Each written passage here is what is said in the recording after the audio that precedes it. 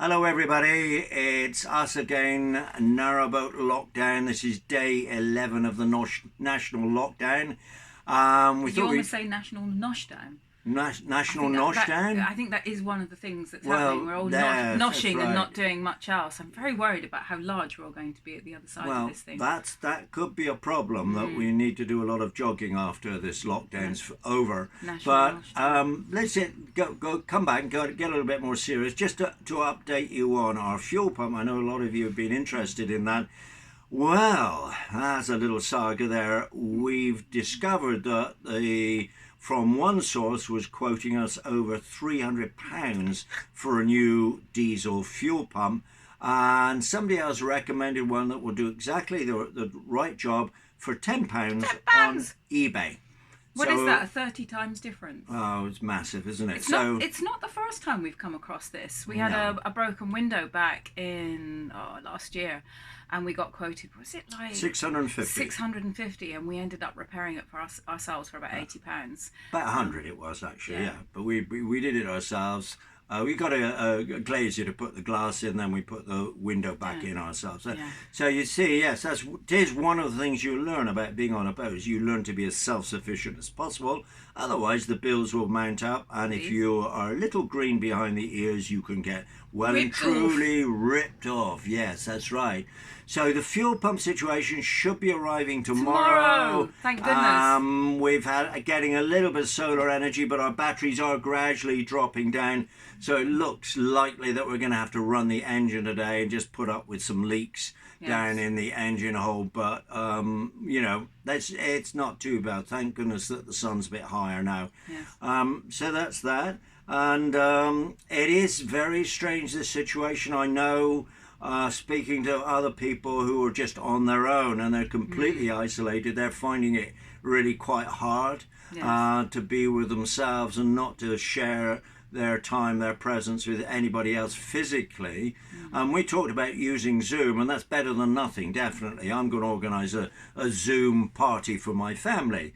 But this is hard, and it's also interesting, in my view. It's not painful or difficult, but what else might come, and I'll talk about that. Maybe you become more intuitive or more in touch with your feelings, or one person said that they're dreaming more vividly, and their dreamings are taking on a new dimension. So maybe other things will come about as a result of the lockdown, or as a result of isolation. And then also what's very strange is that Aish and I went shopping in Tesco yesterday.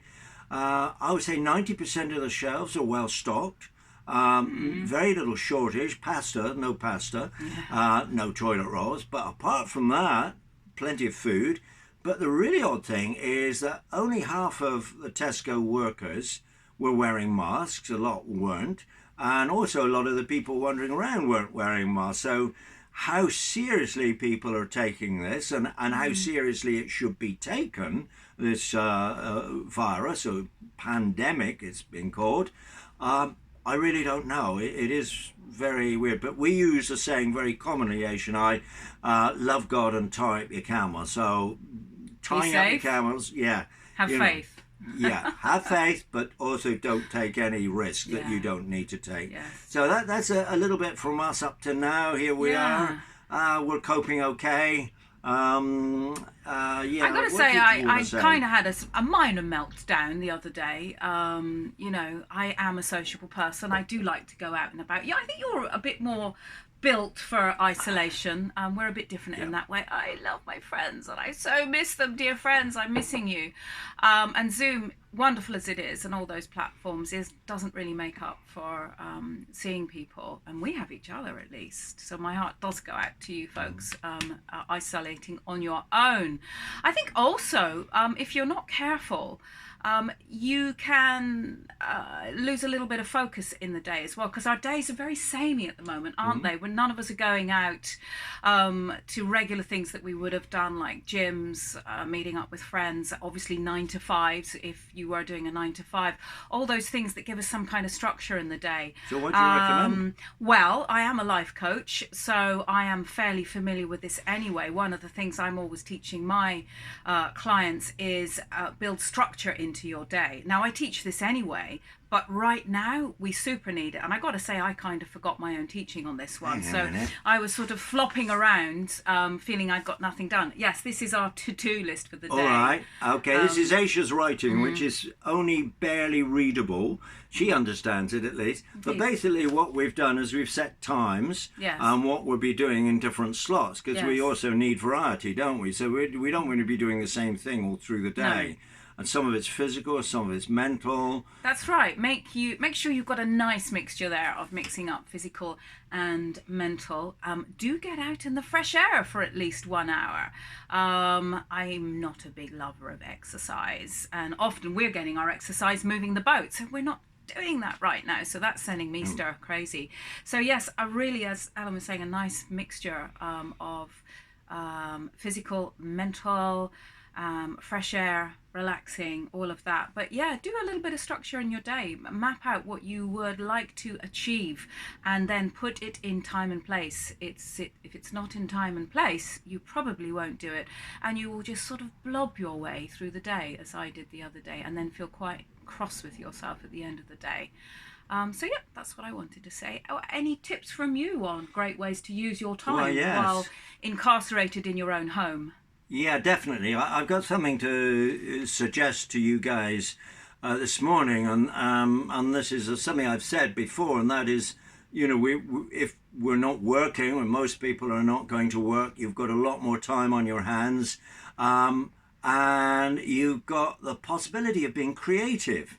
As you know, I'm a writer. I've written screenplays and directed films, and I've also written novels, and I've done a lot of teaching. So if there's anybody out there who's got a story and they think, oh, now it's a great chance for you to sit down and do some writing. And so I thought I'd give you just some basic tips on how to structure a story, where you begin and where you go. And so I'll do that very briefly, and if people get back to me, say, oh, that was really, really interesting, can you give me more? I will do more vlogs specifically on storytelling, and if you're interested, on screenwriting as well. And I've wrote a short little book on the 5 components of screenwriting, specifically for screenwriting, but this applies to storytelling as well. And I'll put that up as a PDF, so anybody who wants to read that, they can download it. But here's what I'm going to say.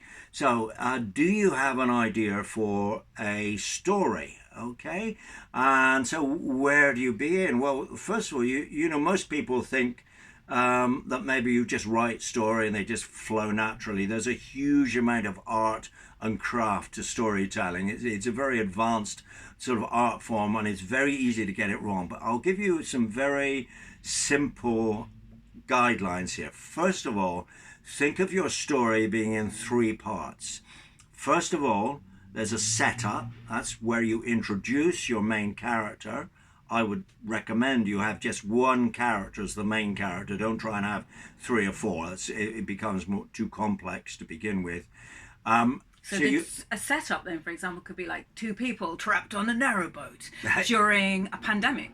Yes, or one person floating on a piece of wood somewhere in the Pacific Ocean, or somebody on a remote planet somewhere. I like the narrowboat one. The narrowboat one, yeah. There's probably a lot of those, a lot of screenplays going to come out of this lockdown. I can see, all set on a narrowboat. But anyway, so you have the setup, and what the setup does, it really introduces the main character, also known as the protagonist, in their familiar world. But there's something normally that happens in screenwriting. It's called an inciting incident. This is where, like, their narrowboat starts to sink, or it floats off down the canal. Don't even talk about that. No, they don't sink very often. No, it'll be all right. It ends well. But so there's an event that happens in that setup that drives the main character, the protagonist, to take action. All right. Now, if it is that the boat is drifting, then the problem defines the goal. The goal would be to more up safely, or got more up in a very beautiful place and safely. All right. So you have a beginning, which is the setup, and then you have part two, which is the development. And this is where stories, get more interesting, they twist and turn. There may well be other characters coming in. And in particular, one of the other main characters is, of course, the antagonist. So as our boat, let's take the story, is drifting freewheeling down the canal, another boat comes along and says, you can't go any further. But we can't, we're just drifting. Where are we going to go? We've got nowhere to moor up. Sorry, you can't go any further. The antagonist blocks the protagonist. So a story without an antagonist doesn't really have any conflict and tension. Okay? So your first part of the story, here's the structure, is the setup, introducing the protagonist and something that goes wrong. The second part is the development, where the antagonist and other characters and forces are introduced. Some of them are on the side of the protagonist, some of them are not.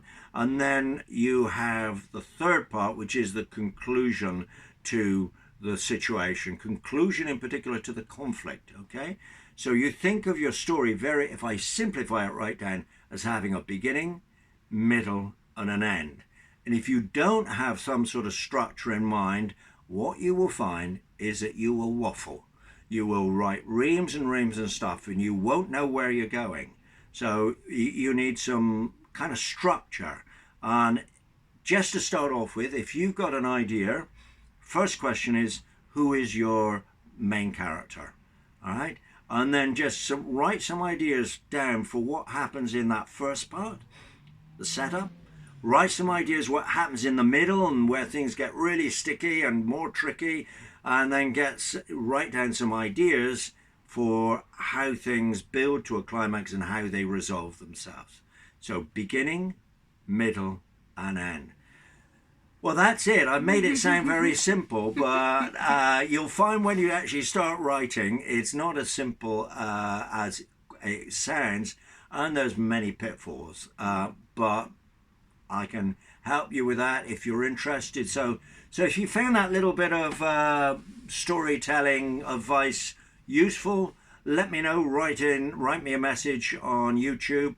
And if there's enough people interested, I'll do a few more. It won't be called Lockdown, it will be called Storytelling and Screenwriting. So you're talking about doing an extra vlog just on storytelling? Yeah, that's right. This would be just focused on... So folks, if you are interested in using this time to write that novel, could be a novel or a film script. Yes, novels need structure as well. A story is a story, whether it's in a short story, a novel, a film. They're all stories, so they all have the same underlying principles. If you get enough shout outs, you'll do a whole vlog dedicated on that. Yeah, or I might do a series, yes. And look out for the little PDF that I'll put up, okay? Splendid. Oh, you're putting up a PDF today? I will do, yes. Excellent. So folks, it will be under the description of this video. So as you're watching this, if you look below the video, there's a little description about what it's about, and in that description you're going to put a link to a PDF file, I'm guessing. Yeah. Yeah. And this is Narrowboat Lockdown number 3. Mm-hmm. Okay. My goodness. And I think that's about it. Yeah. Be safe, everybody. What do we got next on our structure? Get creative. Get structured. Oh, I've just seen what we've got next. We're going to do taxis. Taxis. So yeah, you're really running out of things to do when you're doing next year's taxis before you need to. Yeah, looking desperate. That's even worse than going down the engine hold. Well, that probably is. Yes. Oh well. All right, to taxis. And good luck, you guys. Stay positive. Stay be safe. Healthy. Do some exercise, and we'll speak to you soon. Bye. Bye-bye.